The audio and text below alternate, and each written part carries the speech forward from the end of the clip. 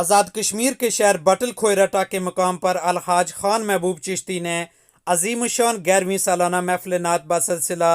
جشن عید میلاد النبی صلی اللہ علیہ وآلہ وسلم کا انعقاد کیا، جس میں عالمی مبلغ اسلام علامہ پروفیسر عبدالرؤف چشتی، سیکرٹری مرکزی جماعت اہل سنت UK اینڈ یورپ حضرت علامہ قاضی عبدالعزیز چشتی اور دیگر علماء کرام اور مشائخ اعظام سمیت عوام کی کثیر تعداد نے شرکت کی۔ یہ جو کائنات جس کے ہم باسی ہیں، یہ وسیع و عریض ہے۔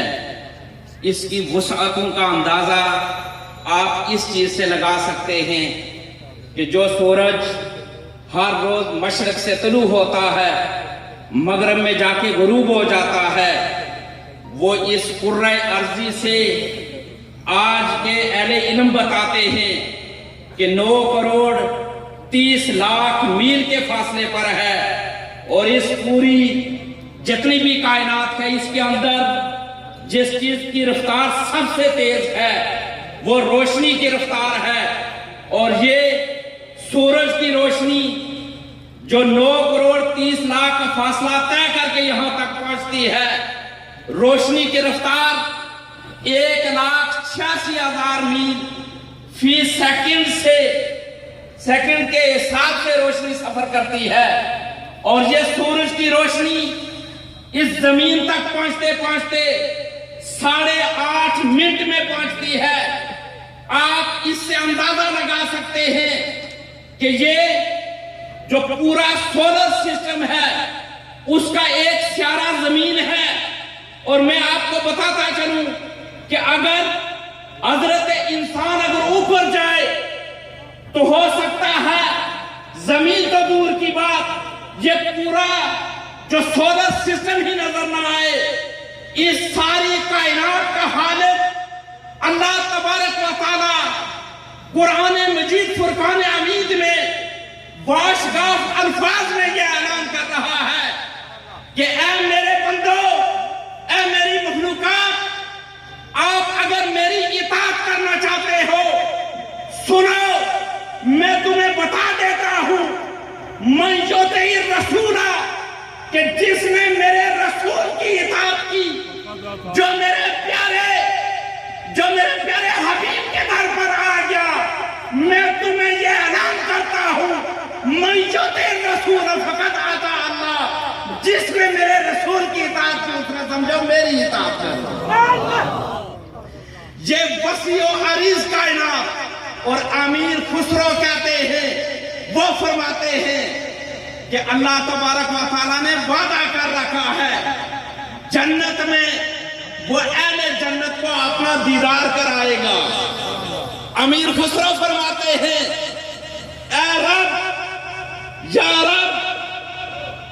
دنیا والے تیرے عاشق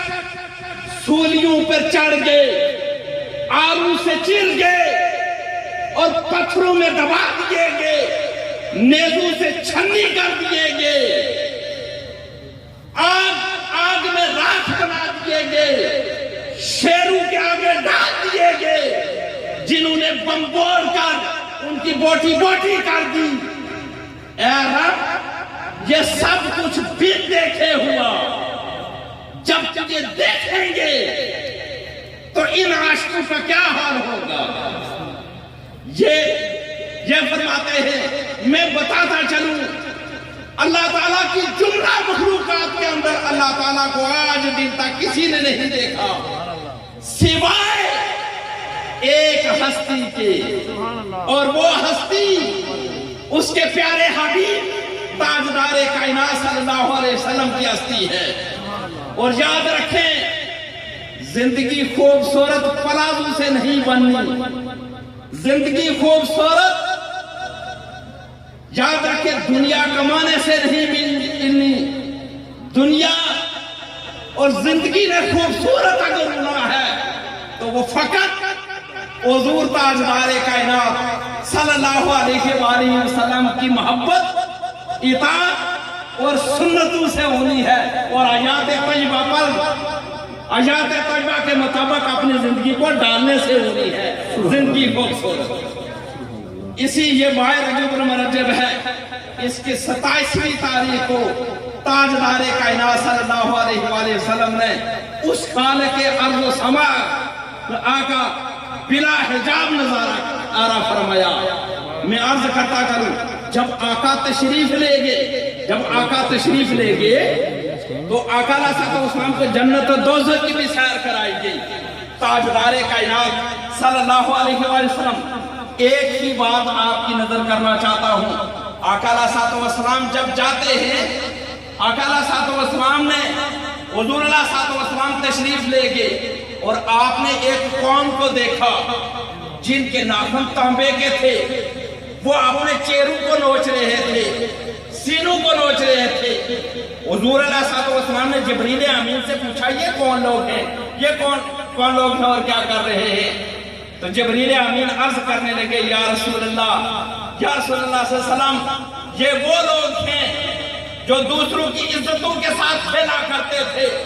दूसरे लोगों का गोश्त खाया करते थे, यानी गीबत किया करते थे। मैं अर्ज करना चाहता हूं, आज हमारे घर और हमारी इनफरादी जिंदगी से लेकर इज्तिमाई घरों की जिंदगी तक गीबत से भरी पड़ी है। आका अलैहिस्सलाम की, हुजूर अलैहिस्सलाम की मोहब्बत से ही, आका अलैहिस्सलाम की सुन्नतों पर अमल पैरा होने से